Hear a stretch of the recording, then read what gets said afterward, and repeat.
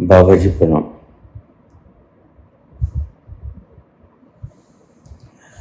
Channel controller Rohit का प्रश्न है।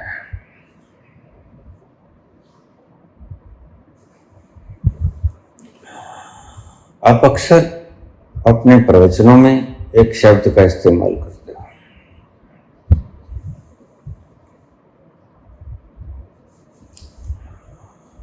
परमात्मा तुमसे जुदा नहीं है।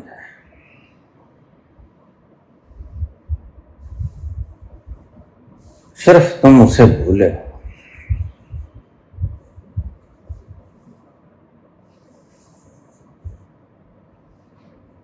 प्रश्न पूछा रोहित ने, हम उसे भूल कैसे गए? क्यों उसको याद करने के लिए हमें साधना में जाना पड़ता है, न कुछ करने में जाना पड़ता है?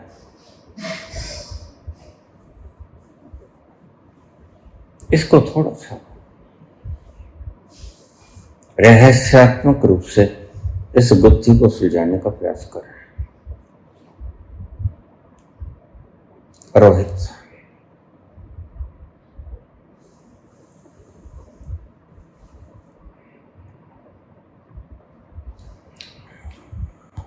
प्रश्न प्यारा है और भी प्यारा हो जाता है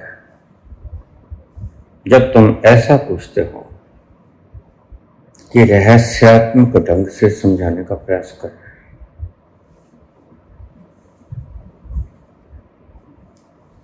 पहली बात,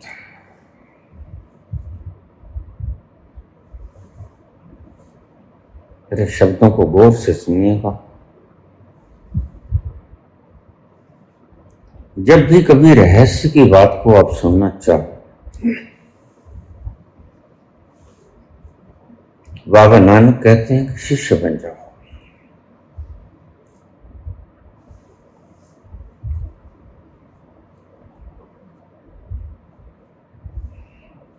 कौन होता है शिष्य?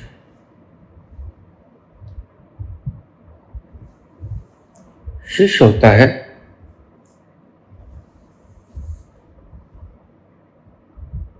जो बिना किसी तर्क के,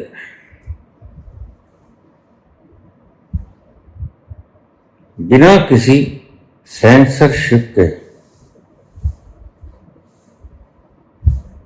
गुरु की बात को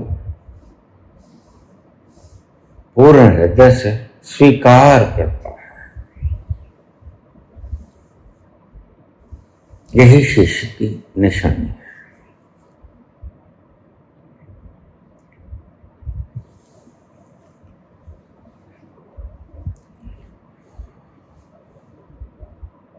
पूछा, भूल कैसे गए? इसे ऐसा समझो, तुम एक सम्राट,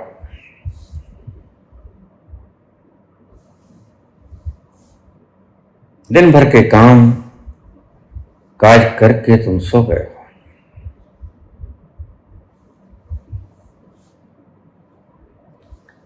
रहस्यात्मक बातें हैं, बारीकी से सुनने की चेष्टा करना, यानी अपनी समझ को छोड़ देना। कोई सेंसरशिप बाकी ना रहे दिमाग में, सीधी आवाज तुम्हारे हृदय में उतर जाए,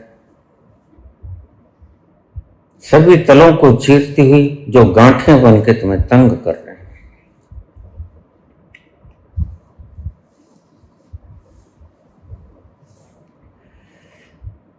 रात को सो गए हो,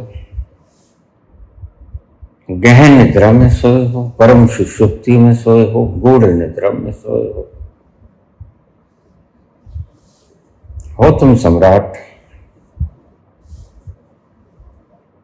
परम सुषुप्ति की अवस्था में क्या तुम्हें पता होता है कि मैं सम्राट हूं?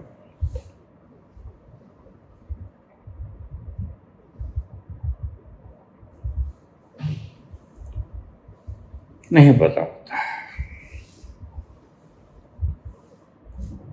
बस तुम ऐसी ही किसी अवस्था में आ गए हो जहां तुम्हें अपने होने का पता नहीं। इसे ही मैं भूल जाना कहता हूं। इसे ही गुरुजी रिमेंबर यूर सेल्फ कहते हैं। सेल्फ रिमेंबरिंग, अपने आप को याद करो।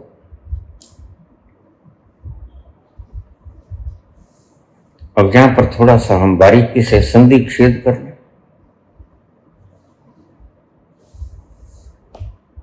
भूलने का अर्थ खो देना नहीं होता। तुम सम्राट हो, रात को सो गए हो, नींद के गहरे आगोश ने तुम्हें डुबो लिया है। तुम्हें कोई खबर नहीं आसपास की दुनिया की।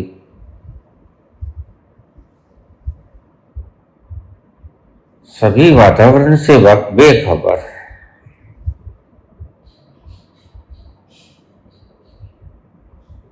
तुम सोए पड़े हो। तुम हो सम्राट। उस घड़ी में क्या तुमने अपना सम्राटत्व खो दिया है? यहां बताओ सोच के।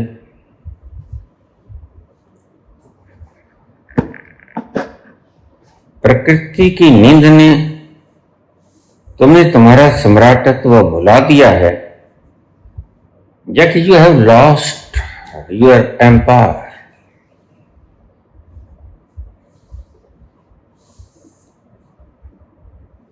तुमने तुम्हारा साम्राज्य खो दिया है, या कि तुमने तुम्हारा साम्राज्य भुला दिया है?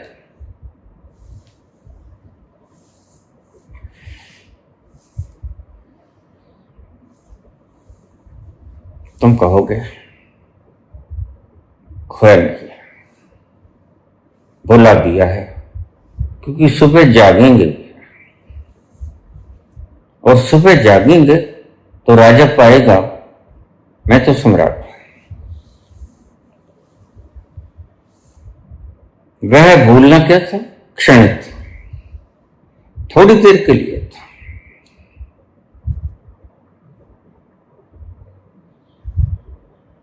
जैसे ही तुम्हारी निद्रा टूटेगी, तुम बाहोश हो जाओगे। तत्क्षण तुम पाओगे खोया नहीं, भूला है।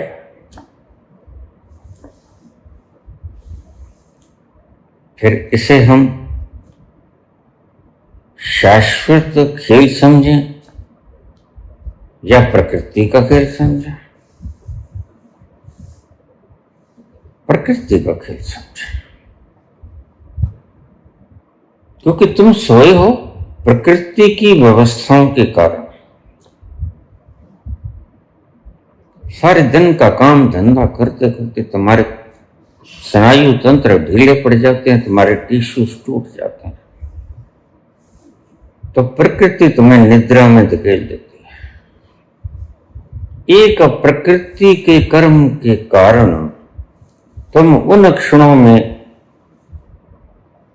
भूल जाते हो कि हम सम्राट हैं।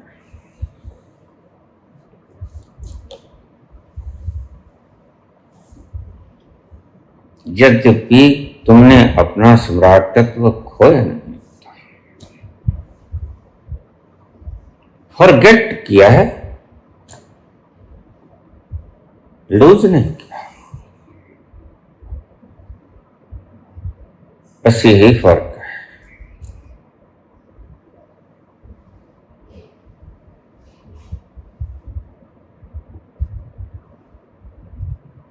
क्यों भूले?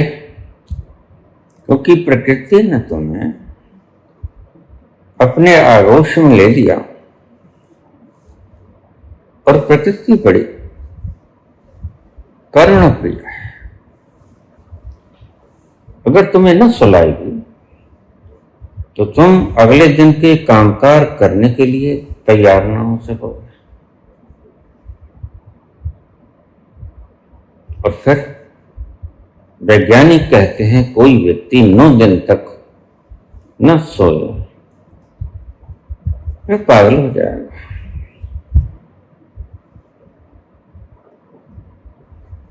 इससे भी ज्यादा दिन न सोए तो वह मर भी सकता है।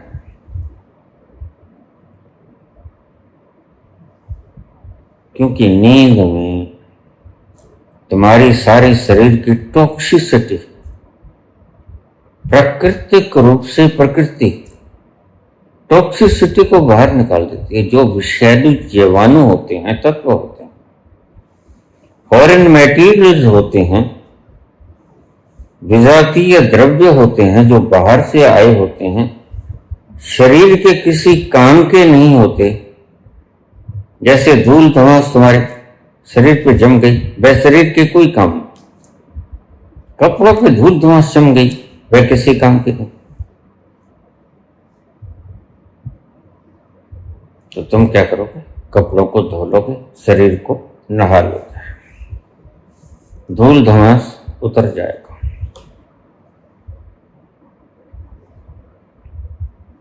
प्रकृति बड़ी करुणामयी जननी है, माता है तुम्हारी।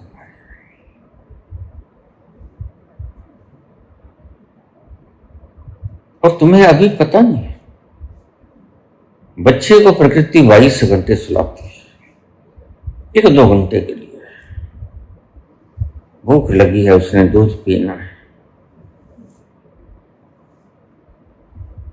बच्चा बड़ा होता है, नींद घटती जाती है। आज तुम बड़े हो गए हो, कल को बूढ़े भी हो गए।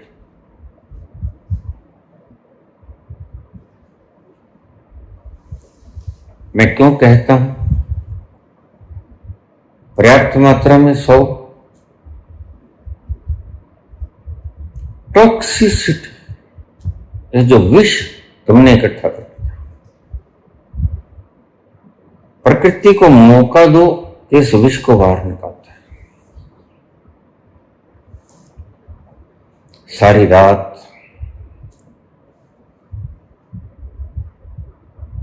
प्रकृति तुम्हारे विषाणुओं को बाहर निकालती है। यही वो वक्त है जब प्रकृति तुम्हारे विषाणुओं को बाहर निकालती है, सारी तुम्हें नॉन टॉक्सिक कर देती है। सारा धूल धुआं, सारा कूड़ा कबाड़ा जो व्यर्थ है तुम्हारे शरीर के किसी काम का नहीं,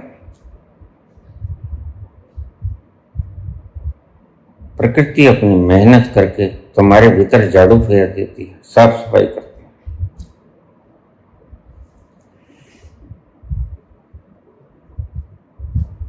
और वह सारा धूल धुआं, सारा विषैले तत्व, सारे विषाणु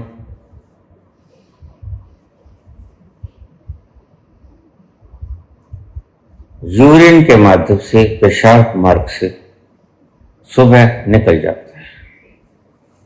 इसलिए तुमने सुना होगा डॉक्टर से कि अगर पेशाब की जांच करनी है केमिकल लेबोरेटरी के भीतर, तो सुबह सुबह का पेशाब लिख जाना। क्यों? क्योंकि सारी रात्रि की विषाणु, विजातीय द्रव्य, फॉरेन मटेरियल्स सब उसमें आ जाएंगे। और तुम इतने समझदार हो कि तुम उसको गटागट पी लेते हो। फिर तुम कहते हो कि मोरारजी देसाई 100 साल जीते हैं। मैं तुम्हें कहता हूं, अगर मोरारजी देसाई अपना मूत्र खुद न पीते होते तो 125 साल जीते। ये तुमने कभी सोचा नहीं। और फिर यहां तो मैंने ऐसे लोग देखे जो रात को शराब पीते,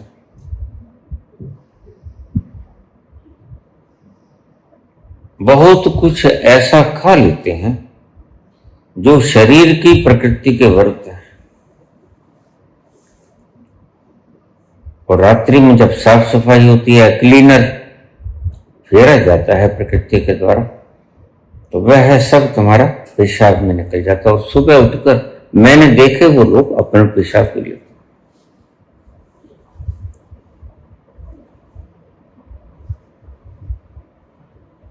आदमी के पास बुद्धि है, विवेक भी है।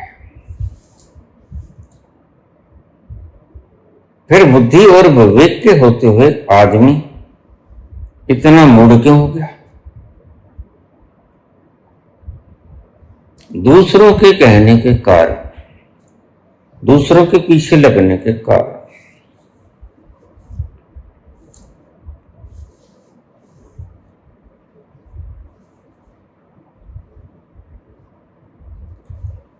सम्राट रात को भूल जाता है कि मैं सम्राट हूं।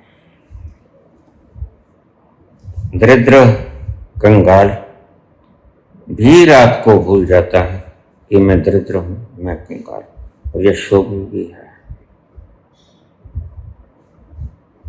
क्योंकि वास्तव में प्रकृति तुम्हें बताना चाहती है कि रियली व्हाट यू आर, वास्तव में तुम जो हो न तो सम्राट हो और ना ही तुम दरिद्र हो।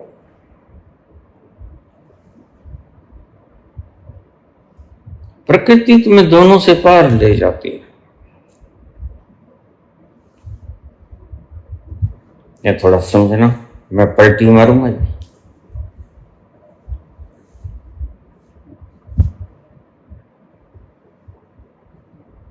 प्रकृति तुम्हें उस तल पे ले जाती है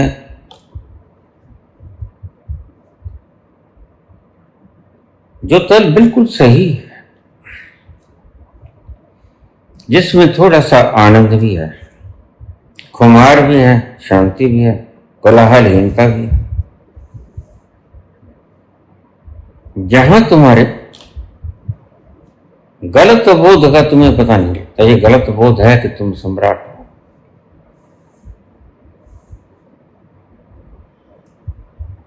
ये गलत बोध है कि तुम कंगाल।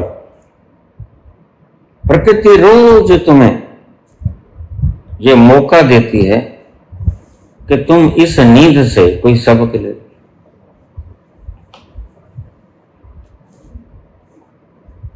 घनी नींद की अवस्था में तुम आनंदित होते हो।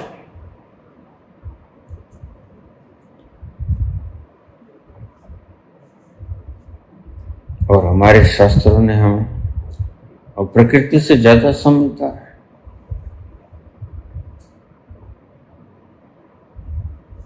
वो कहते 3 घंटे सो, 4 घंटे सो।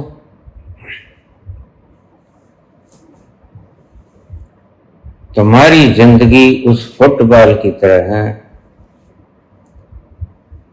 जो 2 धड़ों के 11-11 खिलाड़ियों के बीच में जिधर किक मारते हो फुटबॉल उधर चली जाती है। तुम्हारा अपना खुद का वजूद है नहीं।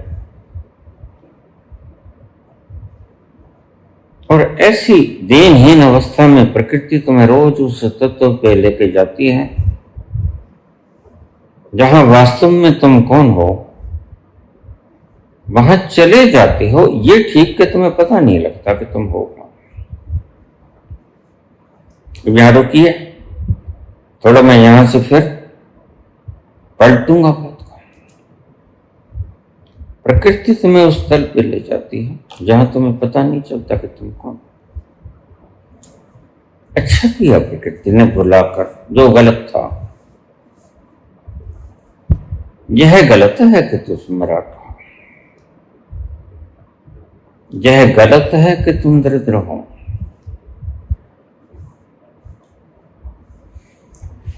इसलिए प्रकृति तुम्हें उस तल पर ले जाकर एक अनुभव देना चाहती है कि तुम करीब करीब ऐसे हो। शब्द प्रयोग किया मैंने, करीब करीब ऐसे। एक्यूरेट, बिल्कुल सटीक ऐसे नहीं हो, करीब करीब ऐसे हो। शांत हो, कोलाहलहीन हो, कोई विचार नहीं उठता, कोई वासना नहीं उठती, कोई भाग दौड़ नहीं। सुषुप्ति की बातों करता हूं, स्वप्न की बातें से आगे आएंगी। प्रकृति तुम्हें रोज कहती है ऐसे हो जाओ तुम। जहां तुम्हें मैं लेके आई, इस घड़ी में ना शोक है, ना रोग है, ना धैर्य है, ना ईर्ष्या है, ना प्रेम है। कुछ भी तो नहीं जहां विरोधी तत्व के रूप में। ना खुशी है, ना दुख है, ना सुख है, ना रोग है, ना निरोग है।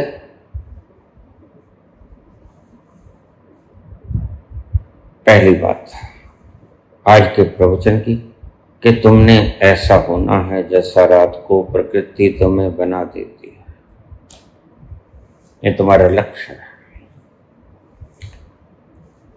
दुनिया में कुछ भी करो, लेकिन जब तक प्रकृति तुम्हें इस तल पे लेके जाती है, उस तल पर न पहुंच जाओ जागते जागते। प्रकृति कहती है मैं सोते सोते जहां तुम्हें ले गई, मूर्छित अवस्था में तुम्हें जहां ले गई, बस तुमने इतना करना कि अमूर्छित अवस्था में तुमने वहीं पहुंचे जाना। यह है तुम्हारा ध्येय, यह है तुम्हारा टारगेट, यह है तुम्हारा गोल ऑफ लाइफ। जरा देखो, थोड़ा सा व्याख्यायित कर दूं इन क्षणों को। लीजिए, परम सुषुप्ति के क्षणों में तुम ना तो रोगी रहते हो, ना निरोगी रहते, ना कर्जदार होते हो, ना कर्ज देने वाले होते हो, ना धनाढ्य होते हो, ना दरिद्र होते हो।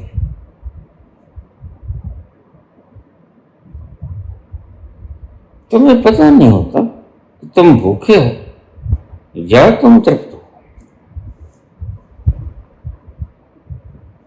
तुम्हें पता नहीं होता कि तुम तानाशाह हो या तुम दयालु। सारे द्वंद्व घट जाते हैं। प्रकृति तुम्हें यह सिखाती है ऐसी अवस्था में आ जाओ। उसका फल क्या मिलेगा? जो तुम अभी देख रहे हो, तुम निर्भर हो जाओ। उन क्षणों में तुम्हारे दिमाग पर कोई भार होता है, कोई चिंता, कोई चिंतना, कोई जप चलता, कोई राधे राधे करता,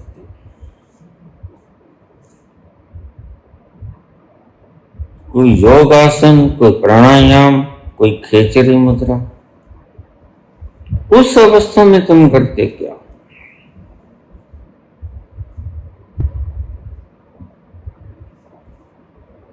उस अवस्था में तुम सिर्फ होते हो, बिना किए। और प्रकृति तुम्हें यही पाठ रोज सिखाती।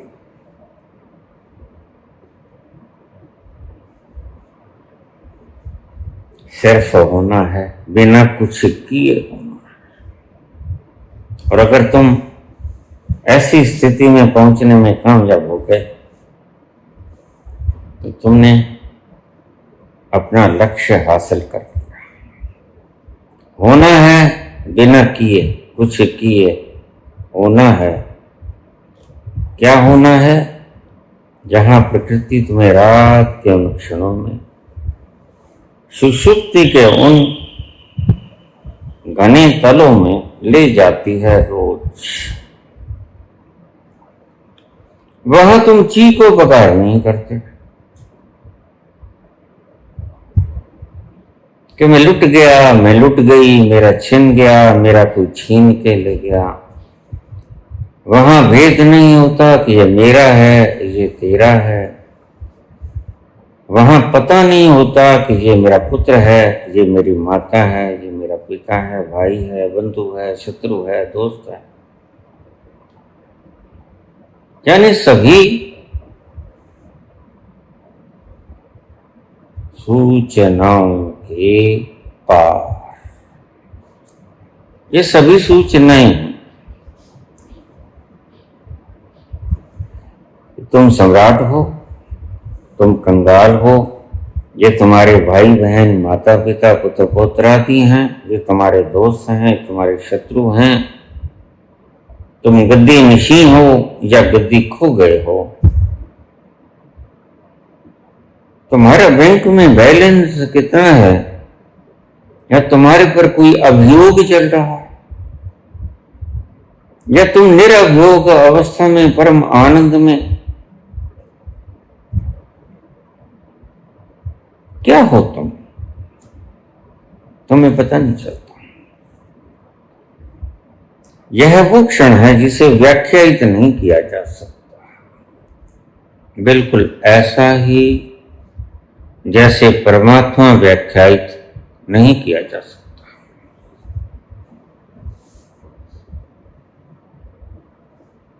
जब तुम उस छोटे से तल पर जहां रोज जाते हो, क्या तुम मुनकिर हो सकते हो कि वो तल नहीं? एक छोटे से तल के बारे में तुम ये नहीं बोल सकते कि सुसुप्ति नहीं होती। कह सकते हो, कोई धरती का प्राणी कह सकता है कि सुसुप्ति नहीं होती? अब देखिए आपकी मूर्खता, मार्कस जैसे लोगों की मूर्खता, बुद्ध जैसे लोगों की मूर्खता।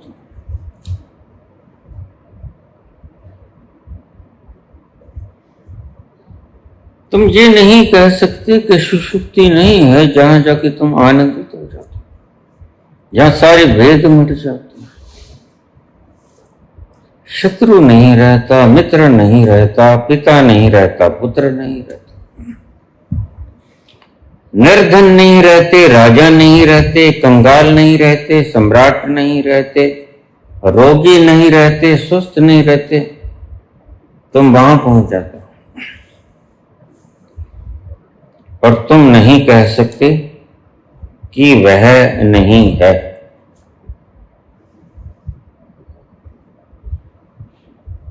इतना सा ज्ञान रखने वाला व्यक्ति परमात्मा तक को कह देता है कि वह नहीं है। रोज जाते हो, सुषुप्ति के गहरे तलों पे जा आनंद उठाते हो, मस्त होते हो, रिलैक्स होते हो, डिटॉक्सिफाई होते हो। बड़े मजे की बात है, तुम्हारी अपने ही शरीर के भीतर और मस्तिष्क के भीतर घटने वाली घटना को तुम ये नहीं कह सकते कि वो है नहीं,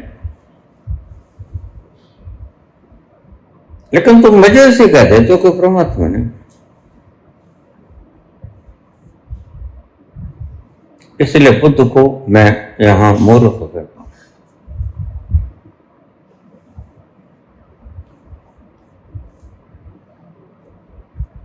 कृष्ण नहीं कहते कि परमात्मा,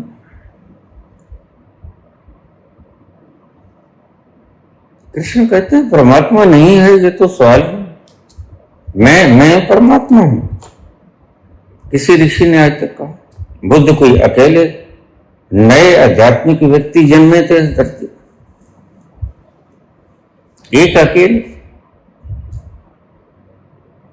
और किसी दूसरे के भीतर वो यंत्र नहीं लगे, सभी के भीतर वो यंत्र है।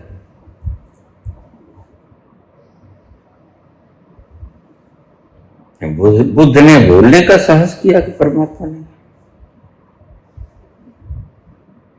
क्या उसका पागलपन नहीं? बिल्कुल है।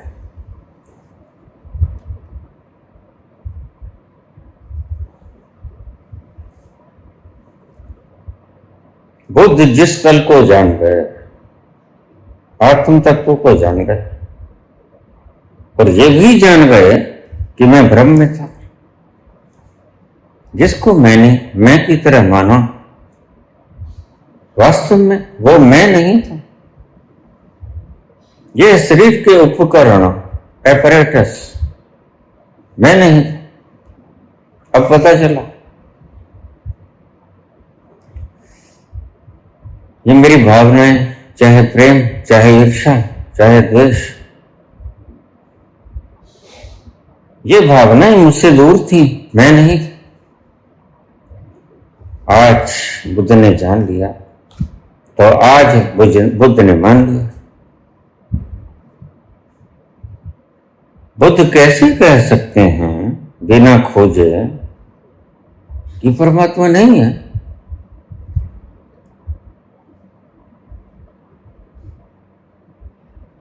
वही गलती जो मार्कस ने की।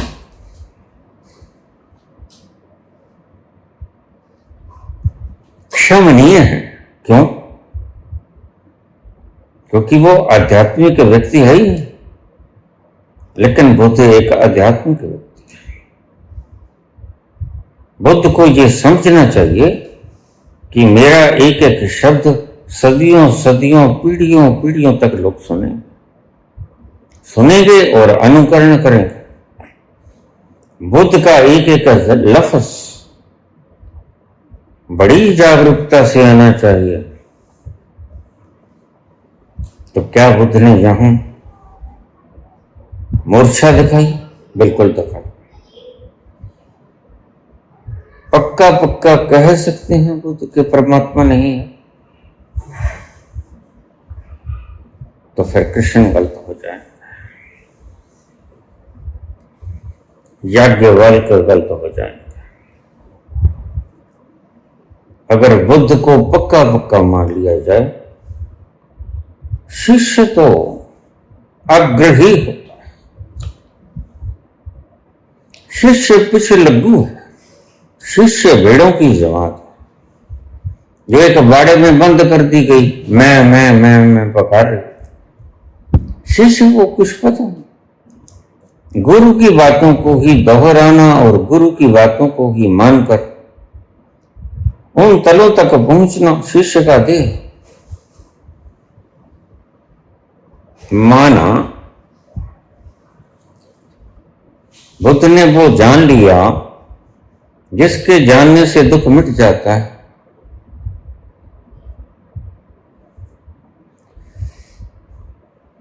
जिसके जानने से रोग मिट जाता है, अभाव मिट जाते हैं, दरिद्रता मिट जाती है, सब मिट जाता है। जिसको तुम क्लेश कहते हो, रोग कहते हो, कष्ट कहते हो। लेकिन क्या यह पर्याप्त है? क्या बुद्ध दुनिया को इस तल से आगे याज्ञवल्क्य या कृष्ण के तल के मुकाम के ऊपर नहीं ले गए? क्या वास्तव में परमात्मा नहीं होता? बस यही बुद्ध मार्ग, एक थोड़ा सा शब्द संत का इतनी उच्च श्रेणी में पहुंचा हुआ व्यक्ति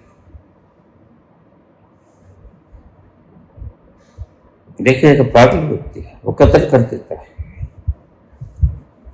अदालत उसने क्षमा कर देती है, इज अब नॉर्मल, यद्यपि उसने कत्ल किया है।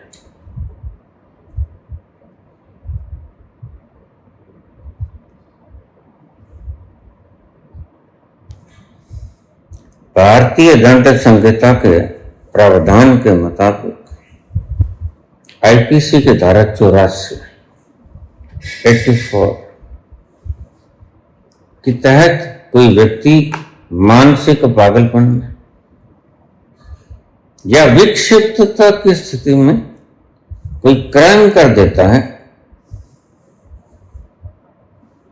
उसको क्षमा कर दिया जाता है। क्यों? जैसे तुम गाड़ी चला रहे और पक्का है कि तुम्हारा स्टीयरिंग फेल हो गया, स्टीयरिंग का कोई स्क्रू फंसा था, वो ढीला हो गया, टूट गया, बाहर बिखर गया और फ्री हो गया तुम्हारा स्टीयरिंग, तो निश्चित रूप से तुम गाड़ी को चला नहीं पाओगे, जिधर चाहोगे मोड़ नहीं पाओगे। क्या होगा? दुर्घटना हो जाएगी।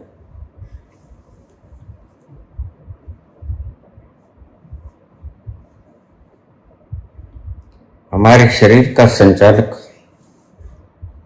मन का संचालक दिमाग है। दिमाग अव्यवस्थित हो जाए, पागल हो जाए, दंड नहीं मिलेगा उसे। क्यों? क्योंकि पागल को दंड तो नहीं मिलता है। ठीक ठाक आदमी को और थोड़ा सा सही व्यक्ति अगर वही अपराध करते उसको सजा मिलेगी। और मैं तुम्हें कहता हूं, अगर सर्वोच्च पदवी के ऊपर बैठा हुआ व्यक्ति को कत्ल कर दो तो उसके लिए क्षमा नाम की चीज कुछ नहीं होना चाहिए, क्योंकि इसके हाथ में पावर है और तुमने पावर दी है, इसका मतलब उसका दिमाग ठीक है।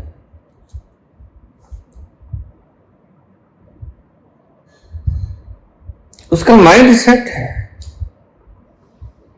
पागल होता तो तुम कैसे जिताते? जितने ऊंचे ओहदे का होगा। अब जज अगर कत्ल कर दे तो जज को तो आईपीसी की धाराओं का सब पता है, निश्चित रूप से उसको कठोरतम दंड मिलेगा, मिलना भी चाहिए। क्योंकि आम व्यक्ति तो आईपीसी के धाराओं को जानता भी नहीं। वह तो वेल नोन है, पढ़ा लिखा है। उसने क्राइम क्यों किया जानते बूझते कि इसकी सजा क्या? स्टीयरिंग फेल हो गया, दुर्घटना होगी ही होगी।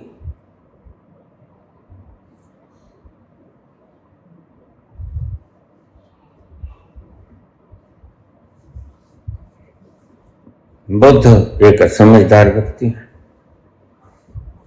उस तल पर बात सुन लो, उस तल पर पागल व्यक्ति पहुंच नहीं सकता। अगर पागल व्यक्ति यहां क्षमा हो जाता है, एक तल पर उसको बेनिफिट भी है, तो एक तल पर जाकर नुकसान भी है कि वह स्वयं को रिकॉग्नाइज नहीं कर सकता, क्योंकि रिकॉग्नाइज करने वाला विवेक नहीं है उसके भीतर। अब देखिए तुम 18 साल से अगर एक दिन भी कम है, वह जो अपराध करेगा, 18 साल से एक दिन ऊपर है, वह जो अपराध करेगा, दोनों के लिए न्याय सिर्फ 2 दिन की बात है, अलग होगा। क्योंकि वह नाबालिग समझा जाए और दूसरा बालिग समझा जाएगा। क्या 2 दिन में अकल आ गई उसको? लेकिन हमारे कानून हमारे ढंग से ही बनेंगे, इसके अलावा हम कुछ बना नहीं सकते। कुछ तो निर्धारित करना ही होगा ना।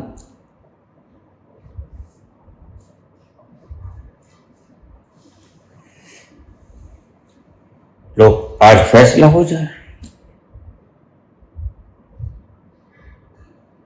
मार्कस कहते परमात्मा ने उसको छोड़ो, क्योंकि उसकी लाइन नहीं, वह तो समाज सुधारक है।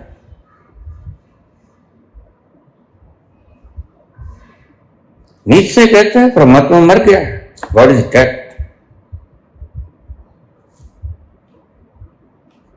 ऐसी बातें नास्तिकता वास्तविकता की बातें, बुरा मत मान। अगर बुरा मानोगे तो मेरा गाली दो, मान जाओ।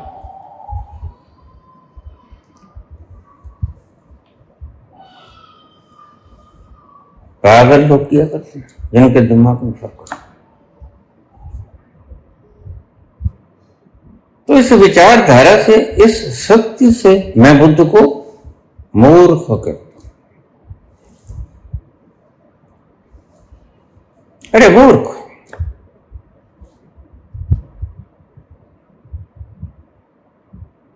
क्या याज्ञवल्क्य को पागल है? या गुमराह कर दिए हैं संत हैं, और संत हमेशा मानवता का भला चाहे।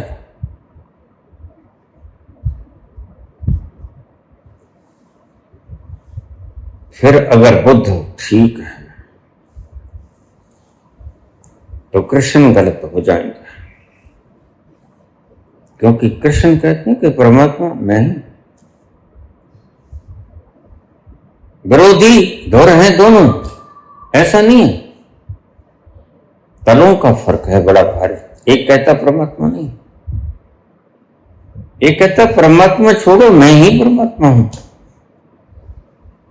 और बड़े मजे की बात है, सनातन धर्म में तो जो ऋषि पहुंच गया उसका उद्घोष ही ये है अहम ब्रह्मास्मि। और कभी कभी अचानक भी छलांग लग जाती है।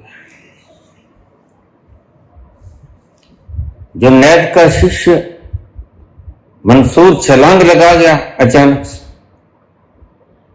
और उसे पता चला, क्या पता चला कि मैं परम विस्तार अखंड हूं, मेरी कोई सीमा नहीं। एकदम से फैल गया, फैल गया तो परम, जितना फैलोगे उतना आनंदित हो जाओगे।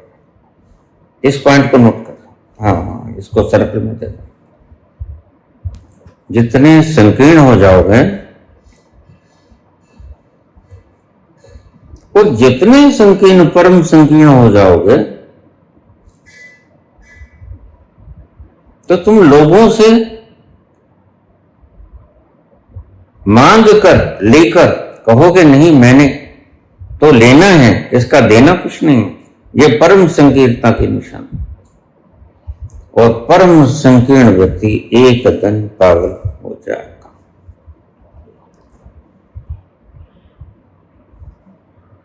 जितना फैलोगे और फैलते फैलते फैलते एक दिन बुद्ध के तल पे आ जाओगे, करुणाजनक हो जाओगे, दयालु हो जाओगे भगवान। लेकिन शांत हो जाओगे, मस्त हो जाओगे, आनंदित हो जाओगे थोड़े थोड़े। उस तल के ऊपर गया हुआ व्यक्ति अगर ऐसे सेंसिटिव उद्घोषणा करता है, वह क्षमनीय नहीं है, अक्षमनीय अपराध किया बुद्ध। थोड़े से शब्दों की उल्टा पुल्टी सब कुछ बदल जाता है। बुद्ध ये भी तो कह सकते थे, ईमानदार थे, बुद्ध की ईमानदारी पर कोई शक। कहता मैंने देखा मैं शरीर नहीं हूं, मैं इंद्रियां नहीं, मैं भावनाएं नहीं, इमोशंस नहीं, ये मैंने देखा, उससे आगे मैंने कुछ नहीं देखा। लेकिन शायद बुद्ध के किसी तल पर चोट लगती होगी इन बातों को, क्योंकि अभी थोड़ा अहंकार बाकी रह गया। और अहंकार है तो करुणा भी है।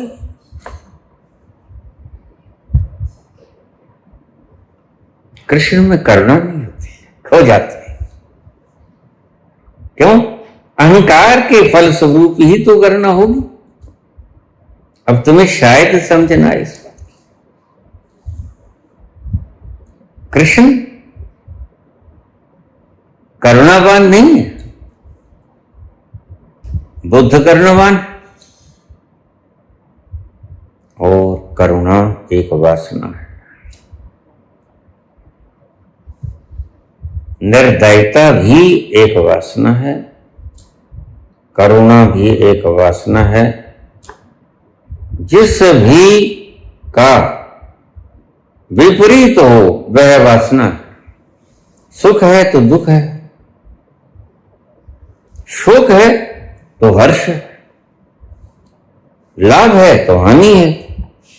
जिसका विपरीत वह वासना, इसलिए आनंद का कुछ विपरीत नहीं। शांति का विपरीत है अशांति, आनंद का कुछ विपरीत नहीं। और जिस शांति की तलाश में तुम फिरते हो वह मिलेगी तुम्हें कोलाहलहीनता में नहीं मिलेगी, नॉइजलेसनेस में नहीं मिलेगी, वो मिलेगी तुम्हें आनंद की छाया की तरह। मत ढूंढो शांति को सीधे सीधे, आनंद को ढूंढो, आनंद में उतरो। शांति आनंद की छाया की तरह आनंद के संग संग आ ही जाया करती है, उसे आना ही पड़ता है। हैरानी की बात है, भारतवर्ष जैसी पवित्र भूमि के ऊपर कृष्ण जैसा व्यक्ति होते हुए हमने शंकर जैसे व्यक्ति को कैसे रिकॉग्नाइज किया, कैसे मान्यता दे दी, कैसे महत्व दी, जो झंडा उठाया करता है, पहलवान की तरह कहता इस झंडे को पकड़ लो, शास्त्रार्थ कर लो, अगर जीत गए तो तुम जीत जाओगे, मैं हार जाऊंगा। अभी इतना ही कच्चा है जो व्यक्ति है, शास्त्रार्थ करने योग्य ही नहीं। कृष्ण ऐसी कोई शर्त नहीं लगाते, क्यों? कृष्ण बखूबी जानते हैं अनल हक मैं ही परमात्मा। और फिर जो बखूबी जानता है वह शास्त्रार्थ नहीं करेगा, कोई झंडी नहीं उठाएगा, क्योंकि इसने सम्मान थोड़ा ही पाना।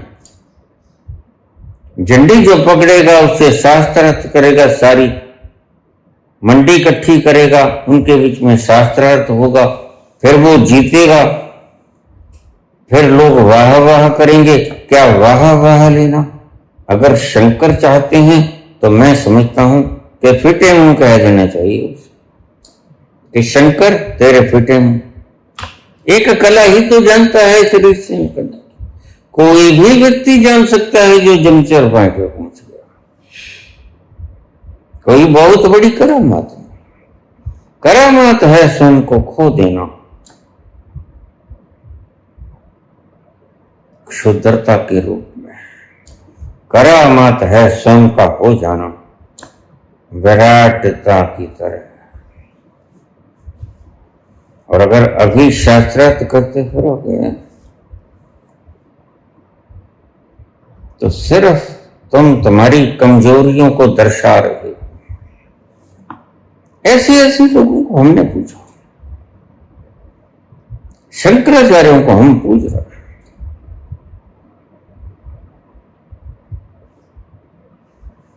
मैंने पाखंडी रहता,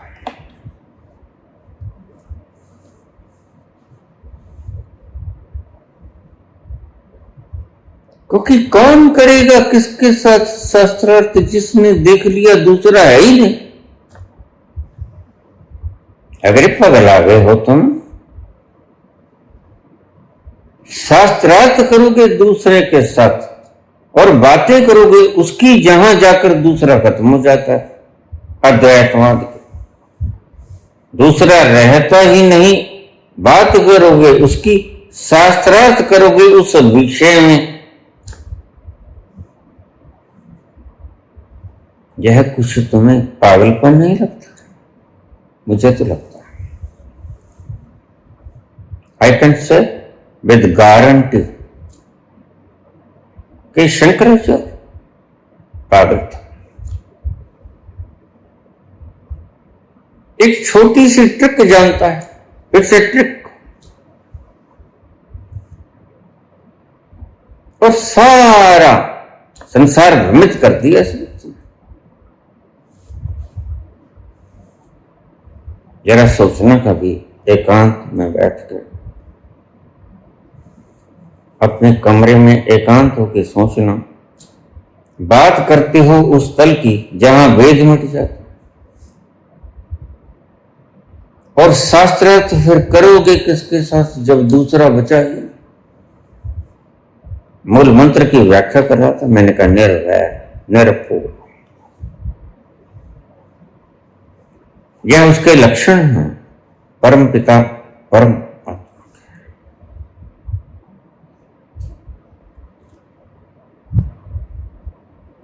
वह भय नहीं खाता, क्यों? दूसरा मिट गया। दूसरा मिट गया तो भय का है। निर्वैर, वह वैर नहीं करता, क्यों? क्योंकि दूसरा है ही नहीं जिसके साथ वैर कर। वह भय नहीं खाता, क्यों? क्योंकि दूसरा मिट गया तो भय का है। निर्वैर, वह वैर नहीं करता, क्यों? क्योंकि दूसरा है ही नहीं जिसके साथ वैर कर। वह भय नहीं खाता, क्यों? क्योंकि दूसरा है ही नहीं जिसके साथ वैर कर। यही तो राबिया ने कहा, कुरान के अंदर लिखा था शैतान से घृणा। राबिया ने कुरान में तरमीम कर दी और इस्लाम कहता है कि कुरान में तरमीम करना काफिराना हरकत, और राबिया ने यह काफिराना हरकत कर दी।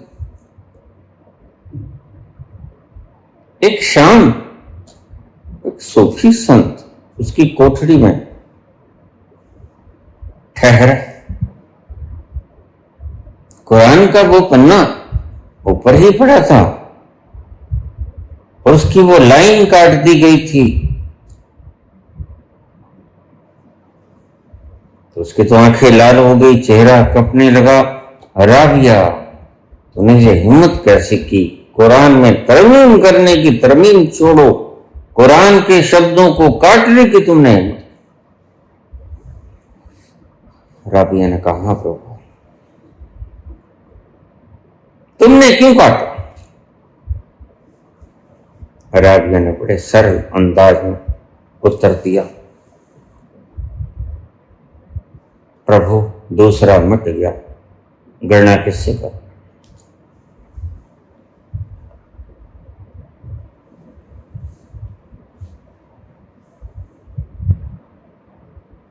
शास्त्र किससे करोगे जब दूसरा भी है ही? बस इसका अर्थ साफ है, तो तुम उस तल को छुआ, तुम उस तल को छुआ।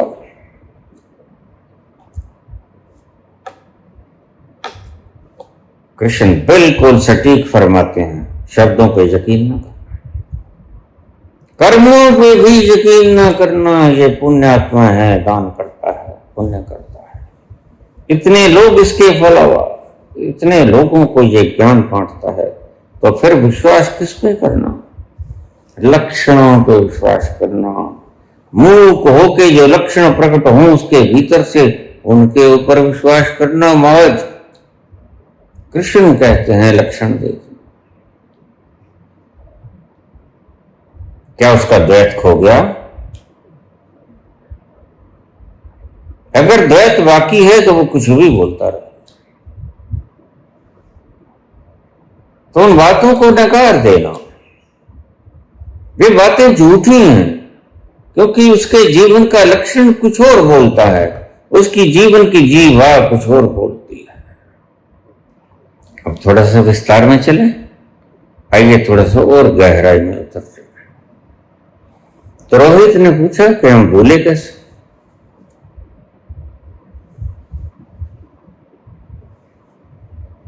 हमने किसी लॉकर को बंद कर दिया, चाबी यहीं कहीं रख दी और भूल गए कि चाबी को। लेकिन अब जरा सोच के बताओ, क्या वो चाबी गुम हो गई, खो गई,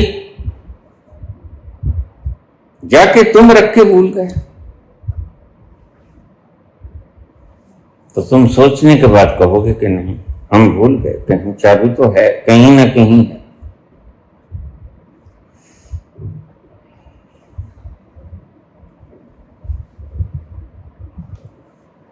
दादू दूजा कौन है? दूजी मन की दो। तुम्हारा मन ढूंढता है चाबी कहां कहां कहां कहां, सारा घर छान मारते हो, जल्दबाजी में ज्यादा छान मारते हो। तुमने देखा होगा जल्दबाजी में तुम्हारा ऊंट गुम हो गया ना, तो तुम अपने गिलास को भी टटोल देते हो कि कहीं ऊंट इस गिलास में न छुप गया। जल्दबाजी एक पागलपन है। ऊंट गुम हो गया है, अरे भाई गिलास में थोड़ी छुपे, लेकिन तुम उन क्षणों में गिलास में ऐसी जगहों पे ढूंढना शुरू कर देते हो, और जब तुम समझ में आओगे, होश में आओगे, तुम हंसोगे। देखो मैं भी कितना पागल था, मैंने टेबल के नीचे खोजा, बेड के नीचे खोजा, यहीं मैं कहीं बैठ गया हूं।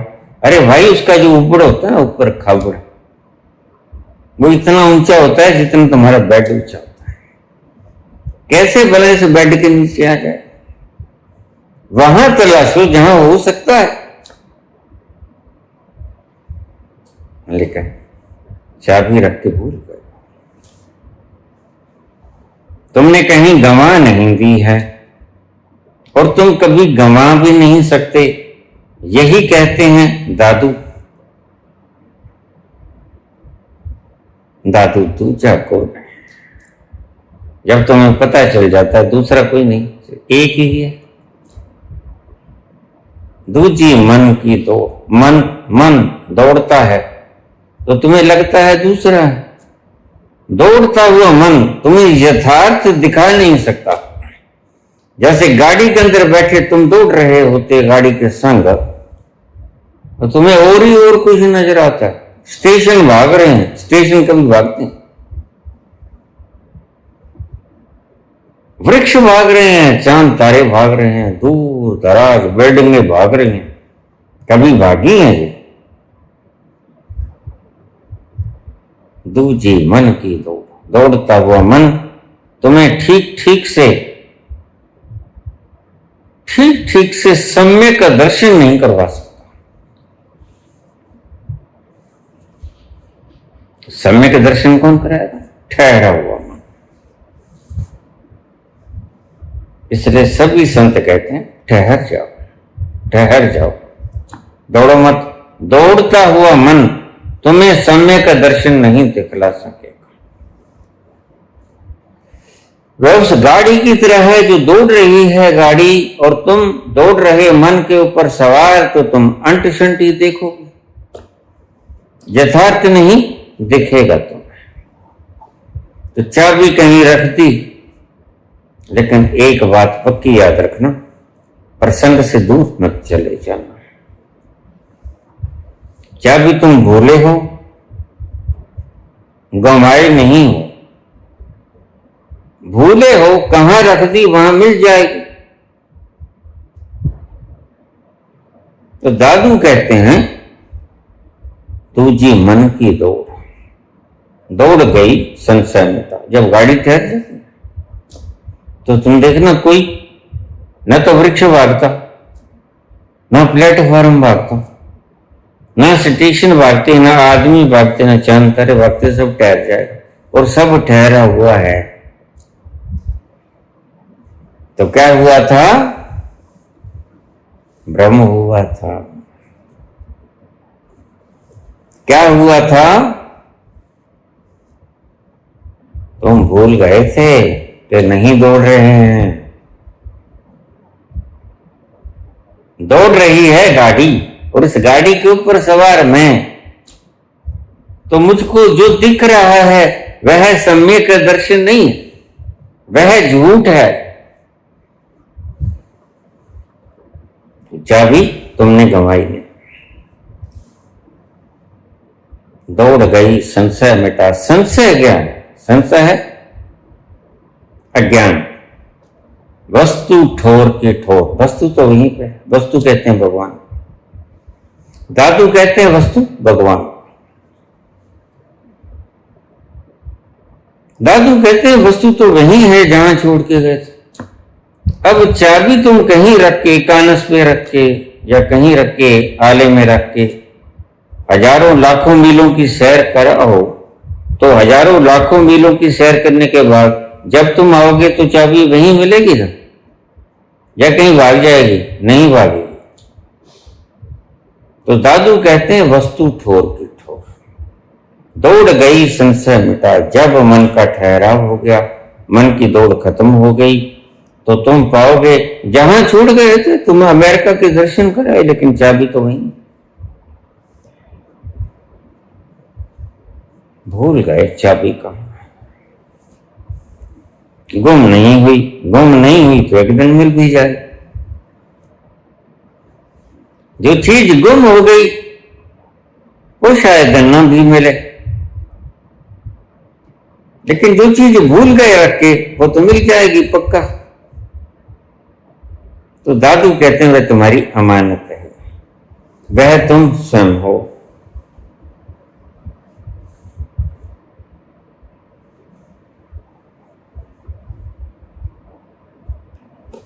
आदम को खुदा मत कहो।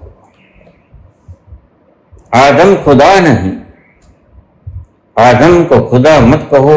आदम खुदा नहीं, लेकिन खुदा के नूर से आदम जुदा नहीं। जब तुम भूल जाते हो उसको तो तुम्हें ऐसा लगता है मैं खुदा नहीं, मैं खुदा नहीं रहा। और तुम उस अवस्था में कहते हो मैं बड़ा दुखी हूं, दिमाग पे बोझ है। मेरे पास रोज मैसेज आ जाता, बाबा जी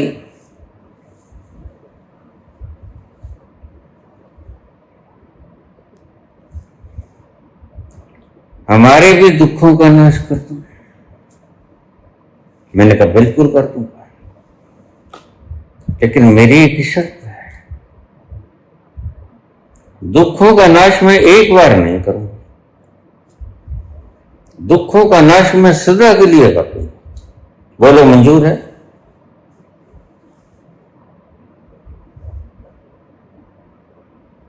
तुम कहते हो मंजूर है। मैं तुम्हें कहता हूं कि तुम रोगी हो, तुम समझे बैठे। तुम ये जान लो कि तुम कौन हो। तुम्हारे दर्द हो रहा, एनाल्जेसिक लगा देंगे तो थोड़ी देर के लिए दर्द भूल जाओगे तुम, दर्द तो होता रहेगा, दर्द होगा, लेकिन दर्द होने की सूचना तुम्हारे न्यूरॉन्स में नहीं पहुंचेगी। बस इतना सही हो। क्या काम करता है एनेस्थीसिया? यही तो करता है। दर्द होता है, वहां काट साट हो रही है,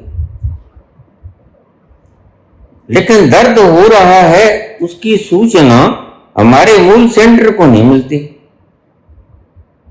हमारे न्यूरॉन्स को नहीं मिलती। दर्द हो रहा होता है। इसी तरह तुम तो हो, लेकिन किसी एनेस्थीसिया के प्रभाव में आके तुम भूल गए कि तुम हो। वो एनेस्थीसिया का प्रभाव क्या?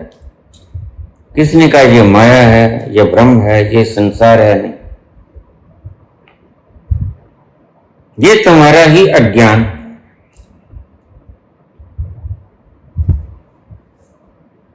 अपने अज्ञान को मिटा दो। पूछा रोहित ने क्यों हमें इतना कुछ करना पड़ता है? अपने भीतर उतरो, न कुछ करने में खो जाओ, क्योंकि करना भागना है बिल्कुल उस तरह जैसे गाड़ी भाग रही है, और भागते भागते में तुम्हें जो भी दिखेगा वो उपयुक्त नहीं होगा, वो सम्यक दर्शन नहीं होगा। इसलिए भागना बंद करो, दौड़ धूप बंद करो, ठहर जाओ। रोज कहता हूं, ढूंढो मत, ठहर जाओ।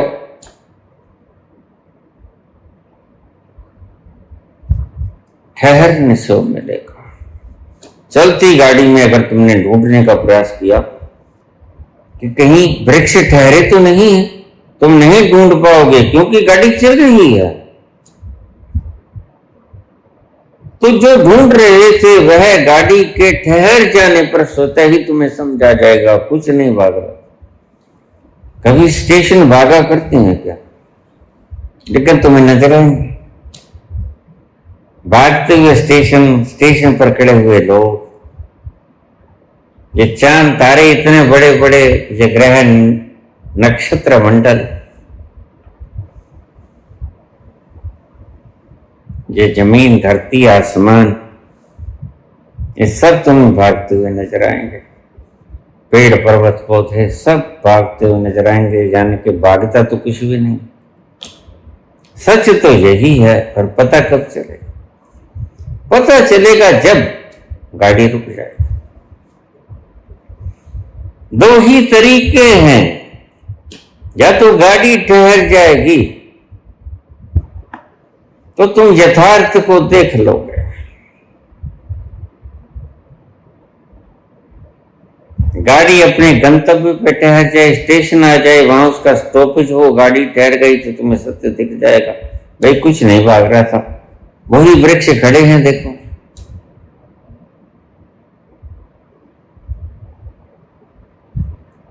दूसरा तरीका है, लेकिन दूसरा तरीका मुश्किल होता है।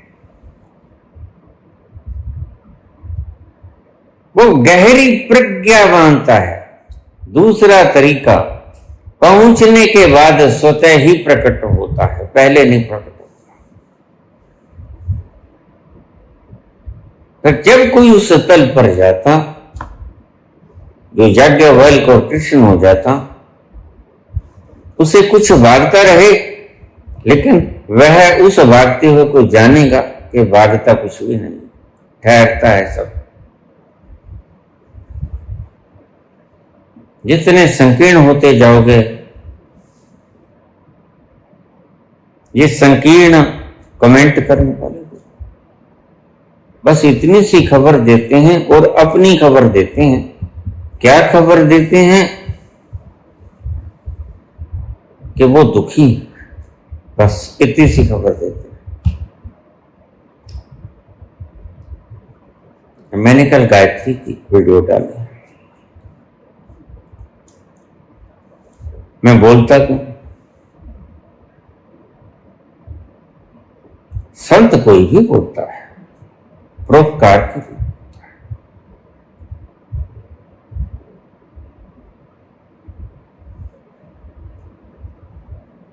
नानक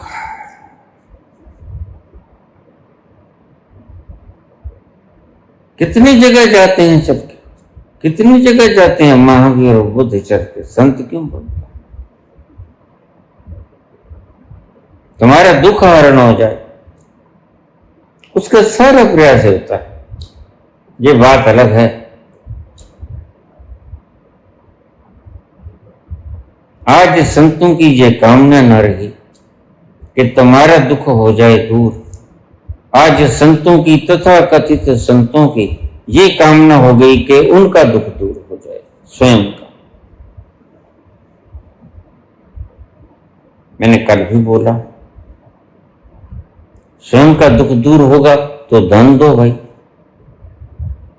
आईएएस की कुर्सी मिल गई, लेकिन ज्यादा संभावनाएं इधर थी।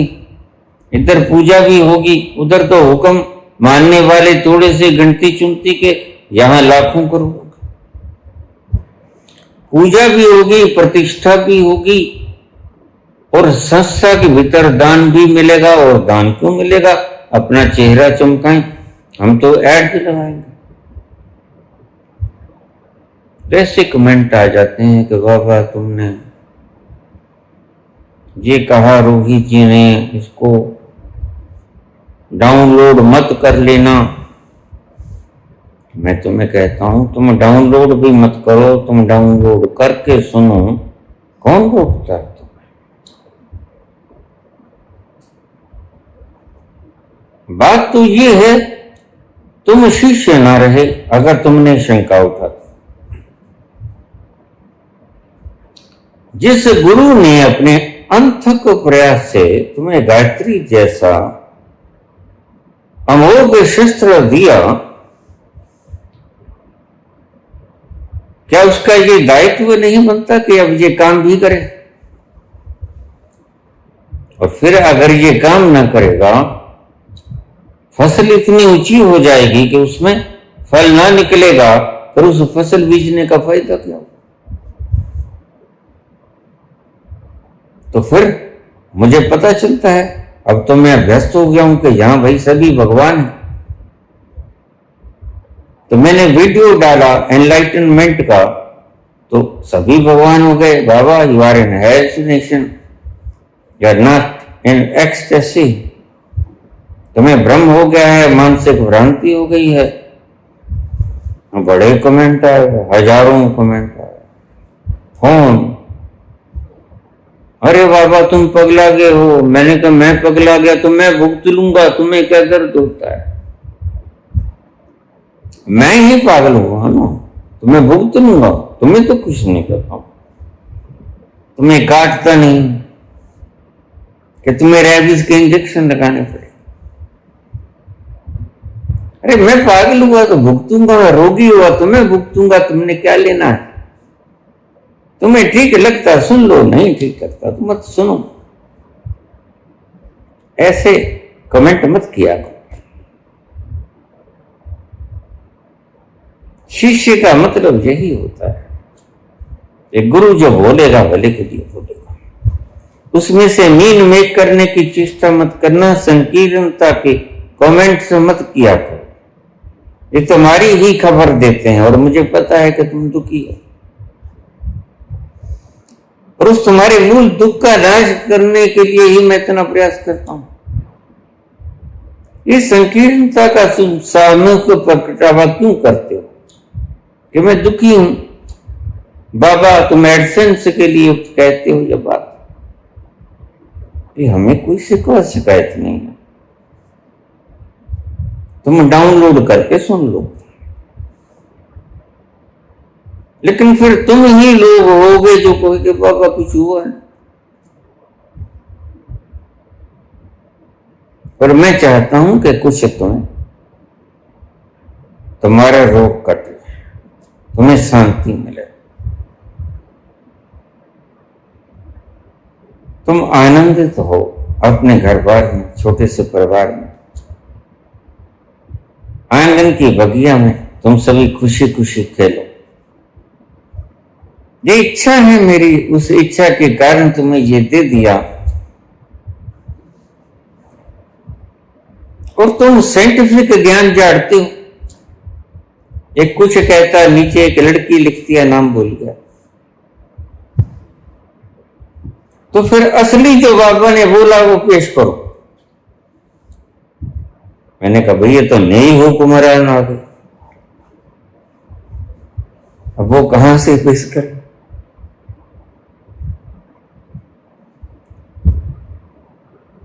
जब मैं बात को जड़ से ही काट देता हूं कि तुम मेरे चैनल पे आए ही क्यों, तो तुम्हें लज्जा नहीं आती मुझे सुनते हो? आनी चाहिए। मैं कमेंट की बात तो छोड़ो, मैं कहता हूं तुम आए ही क्यों हो? किसने बुलाया? ना मैंने चावल भेजे पीले, ना निमंत्रण पत्र भेजा तो बताओ।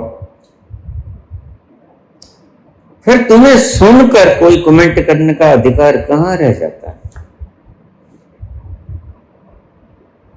और फिर जो व्यक्ति दीक्षित नहीं हुआ वो थोड़ा ध्यान से सुन ले, उसको गायत्री का कोई फायदा नहीं।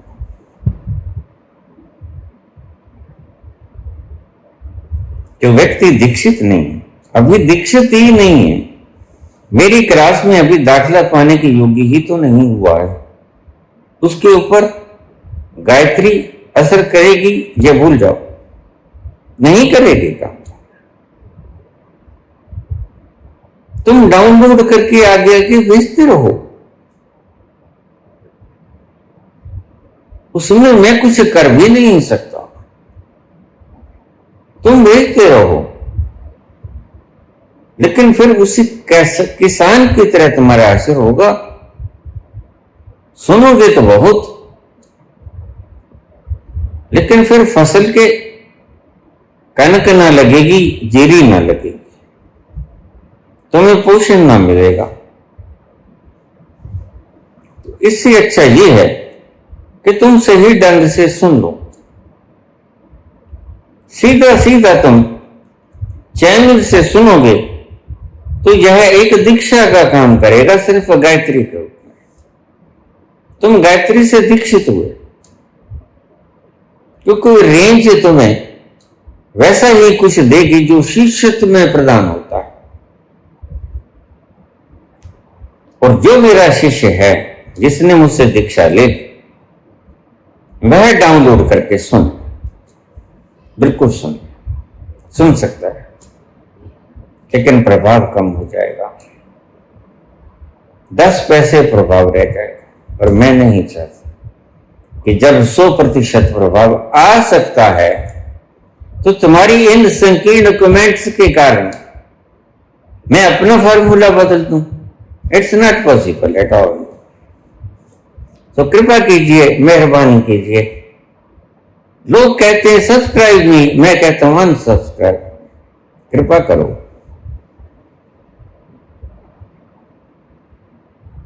इतना बोल लिया, 2-2.5 हजार लंबी वीडियो बोल ली, इस अपेक्षा में नहीं बोली कि तुम सुनोगे, इस अपेक्षा में बोली कि आने वाला अंधकार का युग उन बच्चों के लिए जब कोई किरण बाकी न बचेगी, सब लोग भी लालची चोर लुटेरे इकट्ठे हो जाएंगे, तो ये शुद्ध संपदा उनके काम आएगी। बस इसलिए तुम्हारे लिए नहीं बोलता हूं, बोलता हूं उनके लिए जिनको मैंने अपना लिया है शिष्यत्व की तरह। बोलता हूं उनके लिए जो रोज मुझे करोड़ों की तादाद में रूहें सुनते हैं। तुम कमेंट करने वाले लोगों के लिए तो मैं बोलता ही नहीं, और कितनी बार मैंने कहा है, लेकिन तुम फिर बाज नहीं आते, भूल जाते हो। यही भूलने का ही तो आज सवाल। तो रोहित पूछते हैं भूल कैसे जाते हैं? भूल जाते हो तुम लॉकर की चाबी को, लॉकर बंद करके भूल जाते हो कहां रख दी, फिर कैसे मिलेगी? वो ऐसे मिलेगी जो मैं रोज बताता हूं।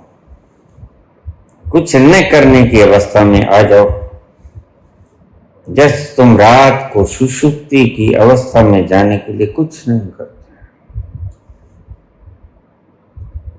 और तुम अपने भीतर उतरना शुरू हो जाते हो, और सुषुप्ति के उन आनंदित क्षणों में उतर जाते हो, तलों में उतर जाते हो, जहां तुझे कोई खोज खबर नहीं रहती कि कोई दर्द है। तुम किसी रोग से ग्रस्त हो, छोटे से बड़े से, तुम निर्धन हो, तुम सम्राट हो, जहां भेद मिट जाता है।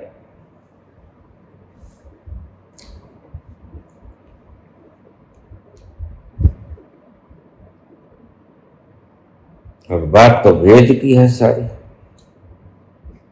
अगर आध्यात्मिकता को एक शब्द में व्याख्यायित करना तो जहां तुम जाकर अभेद हो जाओ, दूसरा न बचे, एक रहे, शब्द चाहे कुछ दे दो, अहम ब्रह्मस्म कह दो, तू ही तू कह दो, कोई फर्क नहीं पड़ता।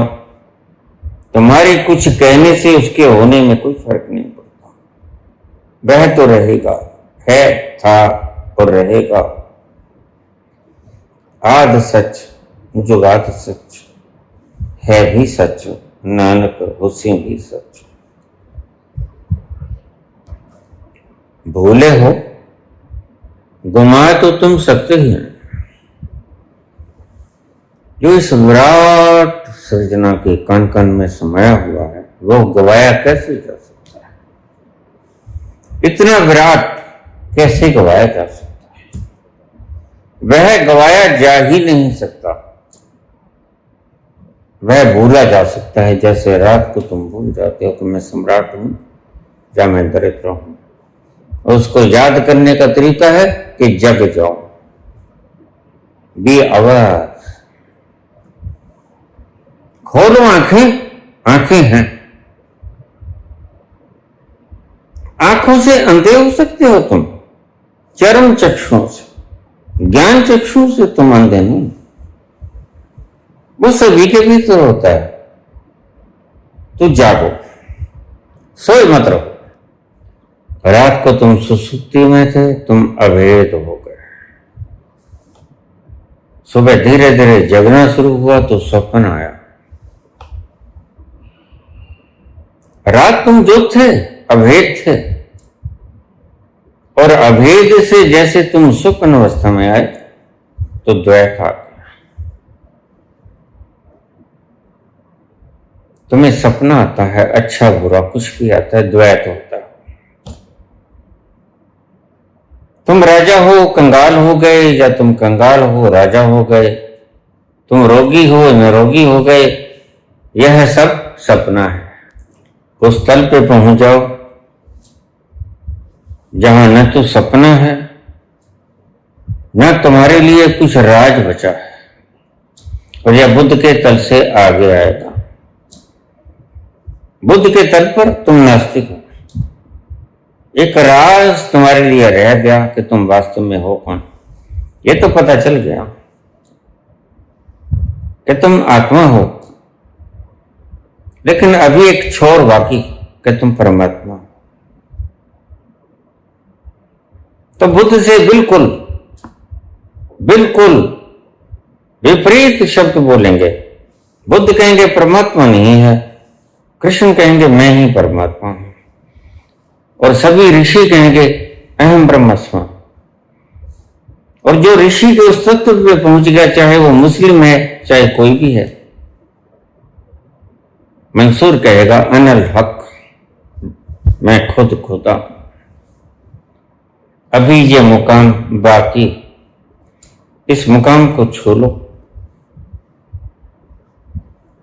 उस दिन तुम निर्वाण महापरिनिर्वाण में जाओगे, जिस दिन तुम उस मुकाम को छुए। बुद्ध के तल पे आके सिर्फ तुम मुक्त हो जाओगे दुखों से, भ्रमों से, मान्यताओं से, पाखंडों से। लेकिन अभी उसके पास न पहुंचोगे जो राज, उस राज को उगाड़ो, उगाड़ो, उसमें खो जाओ और कृष्ण हो जाओ। जो चीज जहां होती है वहां जाकर ही मिलती है। तो तुम भूले हो, खोए नहीं, बस वहां चले जाओ जहां तुम हो। तुम बाहर ढूंढते हो, बाहर तुम हो नहीं, तुम हो भीतर। कस्तूरी कुंडल बसे मृग ढूंढे वन मां। काहे रे काहे रे बन को जन जाए।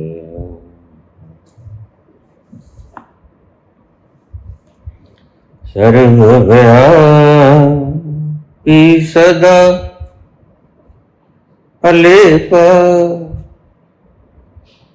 सर्वव्यापी सदा अलेपा। तो है संग समाय, काहे रे बन को जन जाए। जहां है वहीं मिलेगा वो राज जो आज तक राज है। घूंघट के पट खोल दो, उस राज को राज न रहने दो, उस राज में तुम समा जाओ, समाहित हो जाओ, उस राज के अमृत के प्याले को गटक जाओ, तुम भी राज हो जाओगे। देर न करो, बहुत जन्म बीते मेरे माधो, ये जन्म तुम्हारे लेखे, ये जन्म लगा दो, उसके लेखे लगा दो। कब तक ये सर्कस करोगे? कब तक इस मिट्टी के तन को 6 बार कपड़े नए पहनाओगे? 10 बार साड़ियां बदलोगे, सोने के वस्त्र पहनोगे? छोड़ो इन सर्कसों को, सर्कसों को छोड़ो, अभिनय को छोड़ो, सत्य में आ जाओ। उस राज को राज न रहने दो, उस राज को उगाड़ दो, घूंघट के पट खोल दो और उस राज में समाहित हो जाओ और खुद राज हो जाओ।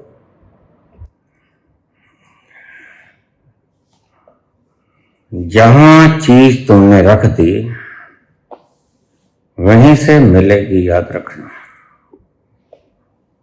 खोई नहीं है, भूले हो। मेरे एक मित्र की गाय गुम हो गई और वो ढूंढ रहा है। मुझे भी खबर लगी, पड़ोस में था, मैं उसके पास गया। क्या बात है मित्र, गाय खो गई। अच्छा, कहां ढूंढता फिरा? बाथरूम में ढूंढता फिरा। मैं कहा मूर्ख, बाथरूम का इतना सा दरवाजा छोटा सा, उसमें कैसे गाय चली जाएगी? और हमारी गाय तो खूब नरोई थी। चलो पौड़ियां चढ़ गया ऊपर जाकर। अरे मूर्ख, पशु ऊपर नहीं चढ़ सकता। देख तो हैं, क्या पता लगता है, चमत्कार भी तो होते हैं। देखा हो भाई, तीसरी मंजिल तक चला गया। अरे भाई, तीसरी मंजिल पे कैसे चढ़ेगी गाय? जहां हो सकती है वहीं ढूंढ, यहां भी तो हो सकती है। इतना पागल हो गया। राठी गाय थी, महंगी थी, गलासों में ढूंढने लगा, आटे की टैंकी में ढूंढने लगा, खोल खोल के। कमाल की बात है। दबकों में ढूंढने लगा। अरे दबके में कैसे चढ़ जाएगी, कोई पूरी नहीं हो कुछ। तो मसो मत, ये तुम्हारी हालत है। तुम्हारा चैन, तुम्हारा आनंद, तुम्हारा सुख, तुम्हारा संतोष, तुम्हारी तृप्ति छिन गई है, भूल गए। याद रखना, भूल गए, गुम नहीं हुई। और तुम बिल्कुल वैसे ही मेरे मित्र की तरह दबकों में ढूंढ रहे हो, ऊपर राधे राधे में ढूंढ रहे हो, राम राम में ढूंढ रहे हो, विपश्यना शिविरों में ढूंढ रहे हो, तुम मंदिरों, मस्जिदों, गुरुद्वारों, चर्चों में ढूंढ रहे हो।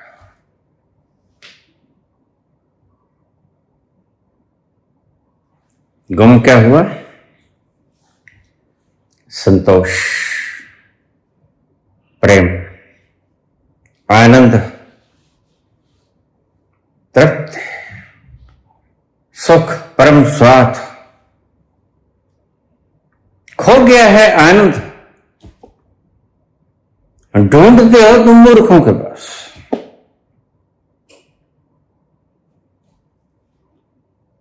दुनिया बावरी हो गई है।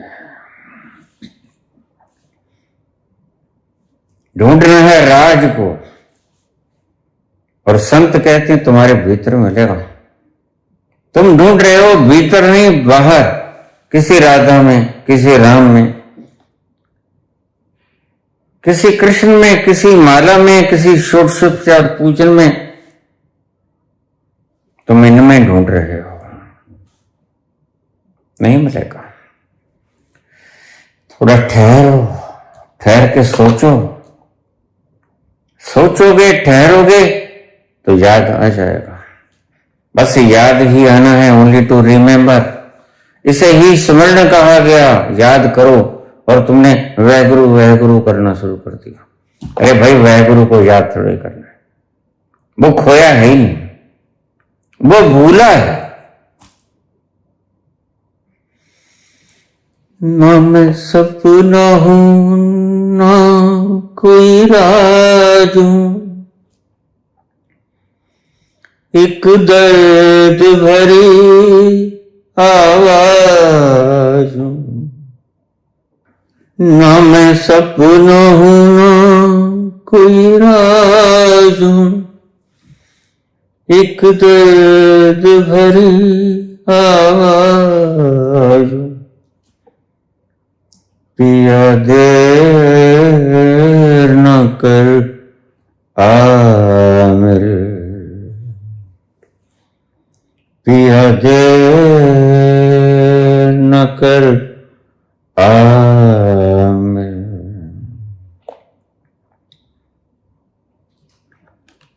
आ देख ले आकर परवाने,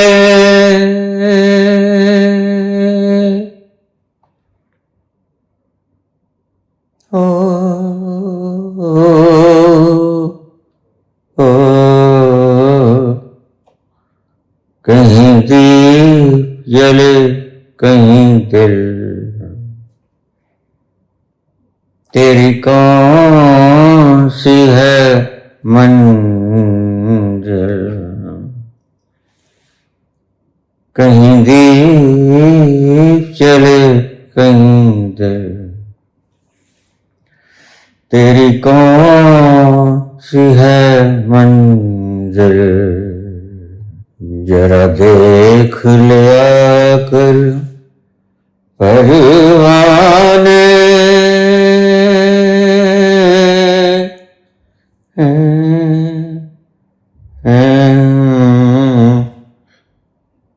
कहीं दीप जले कहीं दिल, हो